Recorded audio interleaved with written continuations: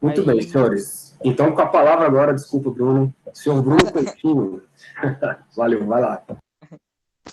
aí eu escolhi um vídeo que fala de uma relação entre a física quântica e a espiritualidade. Aí o autor do vídeo é o Bispo Rodovalho.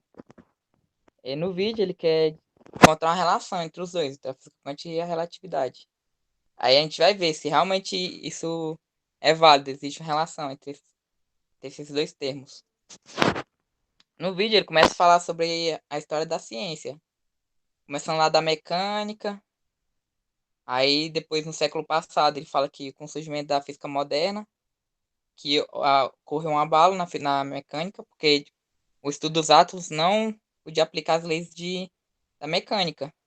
É algo muito incerto, a física quântica, que eles deram o nome de física quântica. Ao invés de saber a posição, a gente dizia que era uma probabilidade de posição, até Einstein desconcordava dessa física quântica.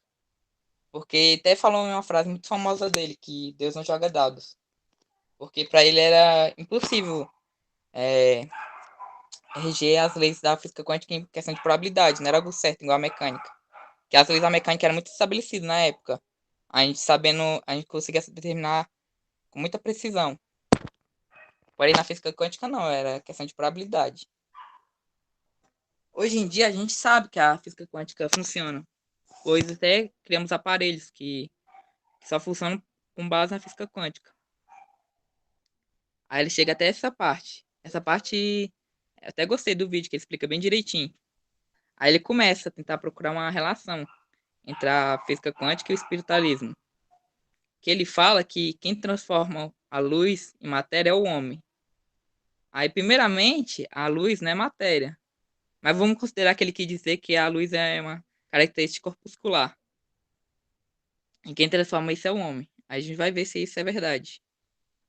O primeiro experimento, que ocorreu em 1927, Heisenberg determinou, ele viu que quando a gente vê um elétron, a gente não pode determinar a posição com muita precisão. Mas isso ocorre porque quando ao ato de enxergar, a gente tem que emitir um fóton para ver o elétron. E esse fóton, quando chocam, entre aspas, com os elétrons, ele muda a posição, porque o fóton tem momento. É como se fosse uma pedrinha, a gente batendo em outra. Porém, isso não ocorre no meio macroscópico, porque um fóton tem um momento muito pequeno em relação a um corpo grande, que a gente dá para ver.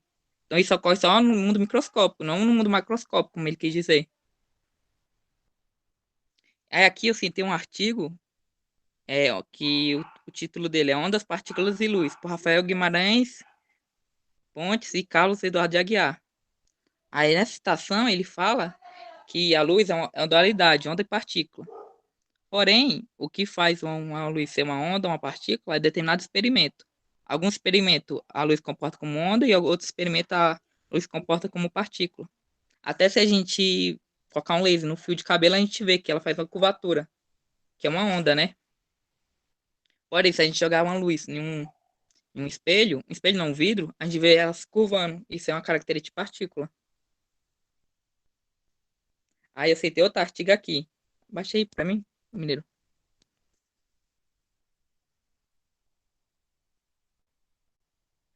Esse artigo é do Observatório Nacional, que ele publicou. Isso foi em 2015. E aqui, esse artigo, ele fala que a luz pode se comporta com os dois, onda e partícula. Porém, em ambiente, ela se comporta com os dois. Porém, é mais viável em determinado experimento a luz se comportar como onda pelos cálculos, ou a luz se comportar como partícula. Mas elas são os dois. Então, isso invalida aquela teoria que ele fala que o homem é o que transforma a luz em matéria. Que a luz nem pode se transformar em matéria, mas se for considerar que for partícula, é determinado experimento, que a luz se comporta como partícula ou como onda. Aí ele faz outra afirmação, que o homem participa da criação do universo. É, temos a teoria mais aceita hoje em dia, que é a teoria do Big Bang, que é como o universo surgiu. Que era uma pequena massa muito densa que explodiu e virou tudo que é hoje. Esse universo que foi criado há entre 10 a 20 milhões de anos.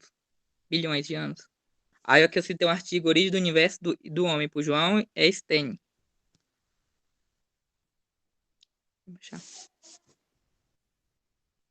Aí ele fala que nos anos 1940, esses astrônomos fizeram uma conta para determinar a radiação de fundo, que é o universo tá hoje, tem a radiação que é meio que resquício do que era o Big Bang.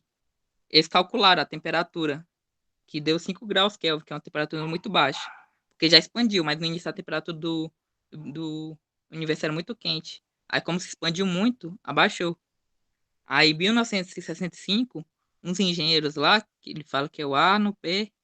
Percias e Robert Wilson, verificou numa rádiozinha que tinha um ruído. Aí ele queria ver o que era esse ruído. Aí eles viram que era uma radiação de fundo, que deram 2,7 graus Kelvin, quando fizeram a conversão para graus. Isso é bem parecido com a teoria que eles elaboraram, que era 5 graus Kelvin. Isso, eles ganharam um prêmio Nobel para comprovar a teoria do Big Bang. Desse prêmio. Porém, você tem outro artigo do Sheila Mendonça que para tentar buscar quantos anos o homem surgiu, o ser humano. Aí aqui ele fala que há 700 mil anos, as primeiras mudanças de esqueletos de hominídeos arcaicos começaram a ser registradas na África, que é quando o homem começou a se desenvolver. Antigamente era mais animais, como descendente do macaco, né? Aí começou a se desenvolver o ser humano. E como a gente pode ver, que 700 mil anos nem se equipara com 20 bilhões de anos. Ou seja, o homem nem existia quando o universo foi criado. Então o homem não tem como participar da criação do universo. Vou descer. Aí aqui, a última afirmação que ele fala que a física quântica e o espiritualismo são equivalentes. Ou seja, estão relacionados.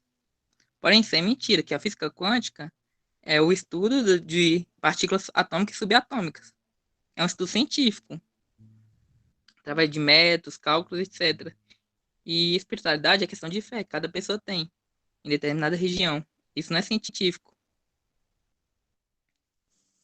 Acho que é isso que a gente quer apresentar. Aqui eu deixei as referências dos artigos. Muito bom, Bruno. Muito bom. Você foi bem em cima dos artigos, das postagens, eu gostei, cara. Uhum. Só uma correção, quando você fala que a luz ela atravessa o vidro, ali é um comportamento ondulatório, tá, Bruno? Quando ela tem um comportamento corpuscular, por exemplo, você poderia ter citado o efeito fotoelétrico. Né? Mas quando ela passa pelo vidro, é refração, aí é ondulatório. Mas legal, cara, você pegou bastante referências aí. E essa história de física quântica com espiritualidade, cara, isso aí é moda. Isso aí é moda. Todo mundo já deve ter ouvido falar um pouco sobre isso. Principalmente quando você pensa na questão do emaranhamento quântico. Já ouviu falar, né?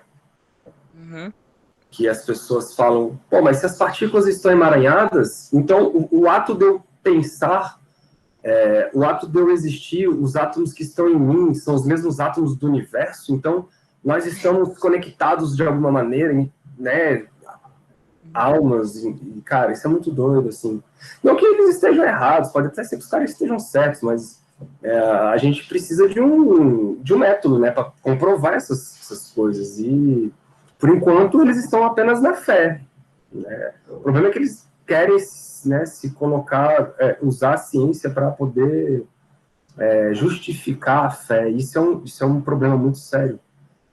E essa questão de transformar matéria em energia, acho que esse bispo Rodovalho, ele deve ter lido em algum lugar sobre flutuação quântica, em que a luz realmente, ela, no vácuo quântico, por exemplo, você tem ali criação de partícula, antipartícula, saca? E realmente, a luz, ela produz matéria mesmo. Você tem, por exemplo, uma radiação, ela pode produzir um elétron e um pósitron, que é um antimatéria do elétron. E eles se aniquilam depois e volta a ser luz de novo, né? Volta a ser radiação eletromagnética. Então, essas flutuações, elas realmente existem. E aí isso dá, né, imaginação para as pessoas. O cara é fundador do Saro Nossa Terra. Eu acho que é mesmo, achava que era o Éder. Ou, não é não? O outro lá, da Record, esqueci o nome dele. Enfim, o dele é universal, né? O dele é universal. Galera, alguém quer fazer algum comentário, alguma pergunta pro Bruno?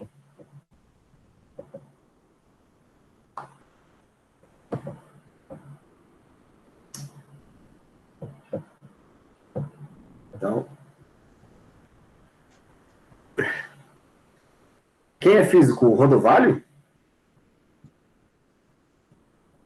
Que beleza, hein? Mas tem outros físicos aí, cara, que falam um bocado de coisa, viu? O Amit Goswami, aquele de Pak Chopra. São caras que acho que eles se formaram em física, mas foram pro outro lado aí da bagaceira.